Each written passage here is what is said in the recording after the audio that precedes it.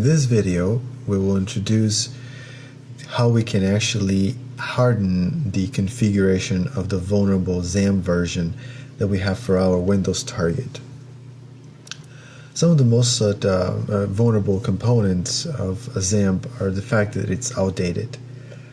So an easy fix will be to update to the latest version with all the known vulnerabilities addressed. If we can't do that, we still have to secure XAMPP as best as we can. And the three major components we're going to focus on is the fact that the XAMPP configuration is left open, so we can go into, if you look on the left hand side with XAMPP, and notice the IP addresses may be different than the IP addresses that you see for your environment. What we see in front of us is I'm actually using the Kali virtual machine, and I have the Windows target actually started up. So the Windows target IP address ends in 100. What I've done from the Kali virtual machine is I went to 100 and then automatically saw the XAMPP page. Now the other thing that we see here is we discovered that the security page for XAMPP security is left unopened. The MySQL installation is left with a username root without a password. The same thing goes for HT access, so we can access this directory without restriction. And the same goes for the PHP MyAdmin. This is how we can remotely manage and administer our MySQL database.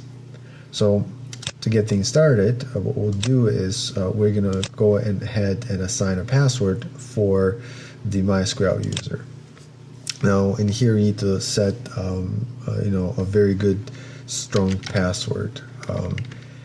For the proof of concept here, I'm going to make it easy to remember.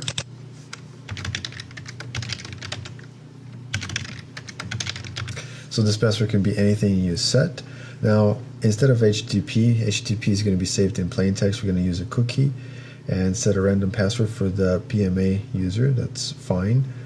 We can reset this later. We don't want to put a checkbox here and save this password in plain text on the server itself. So we're going to do password changing. In the browser, we can elect to save it or not. In production environment, this is not recommended. There are ways to scrape the passwords from the browser itself.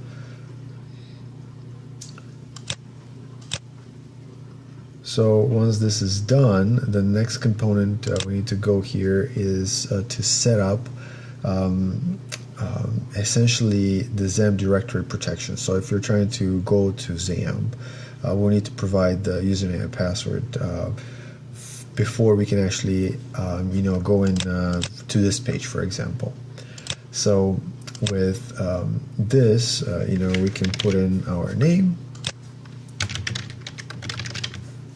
and then a password, and then secure XAMPP. Again, we don't want to write it to a particular file.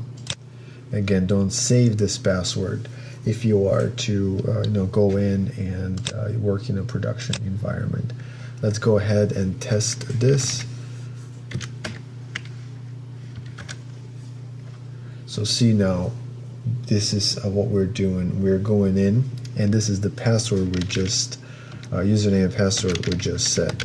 So before we can actually enter anywhere, we're asked for this username and password. Now the other component that was actually vulnerable was the WedDAV.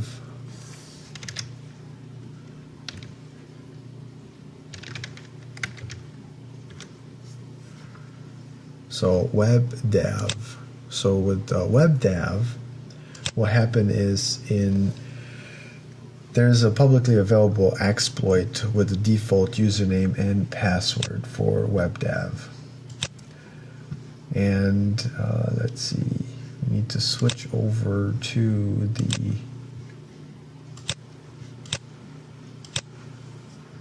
target for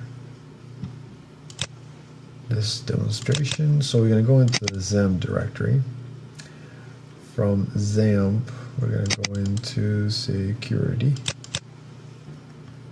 And in this WedDAV, the HT password file, we want to open it.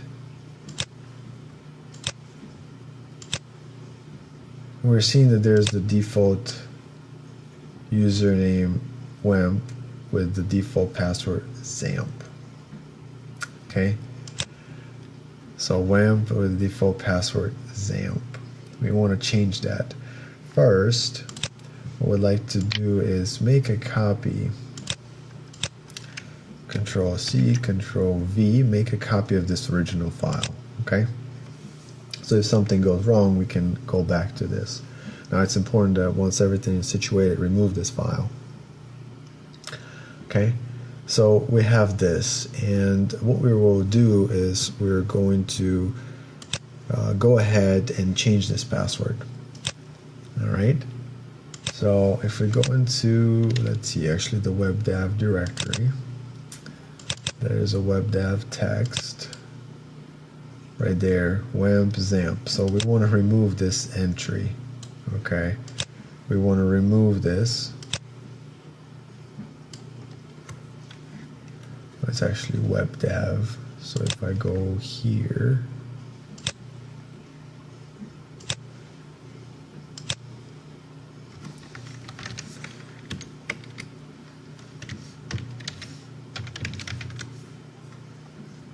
so you see in here there's the username and password also.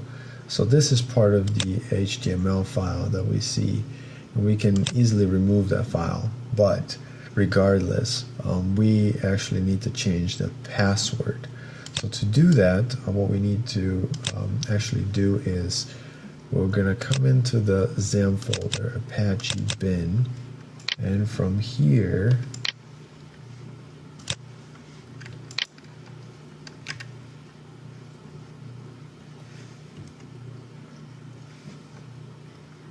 open command window here. So I head to, let's see, go into the bin,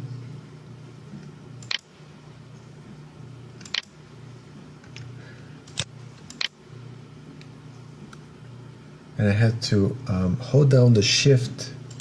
So hold down the shift kind of in the white space here. So if you look into the white space, I'm not on the icon, I'm in the white space, and I'm holding down the shift on my keyboard, and then I'm right clicking, and that's not it. Let's see.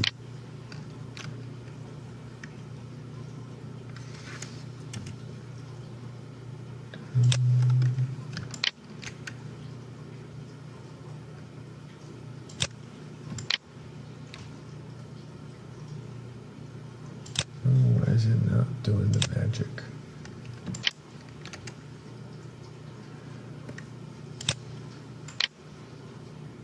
So if you right click, I'm in the Apache area, you can open up command line here, and you want to make sure we're in the bin directory. Okay, so either open up terminal and change the working directory to XAMPP Apache bin, or open it up and then right click and open up a terminal from here. So the command here is going to be the HD digest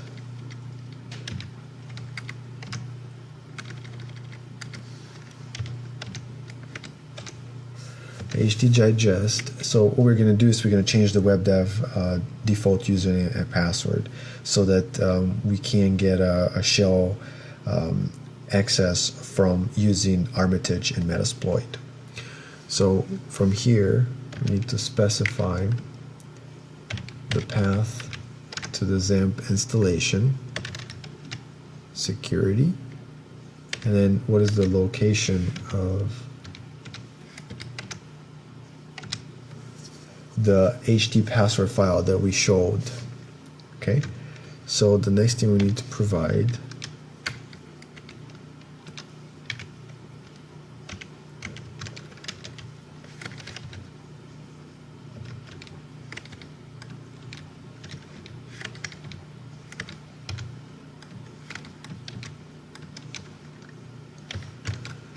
the following string, and then we need to provide a new user. So in this case, type in your name. Okay, I'm gonna hit enter, provide a password, and because I'm getting double space here, every time I type in a character, it types it in several times. I'm gonna, we need to set a strong password. for the purpose of the video, I'm going to use a short password, so just to demonstrate the concept. So we have the password typed in. So now if we go back into security and we look into this file,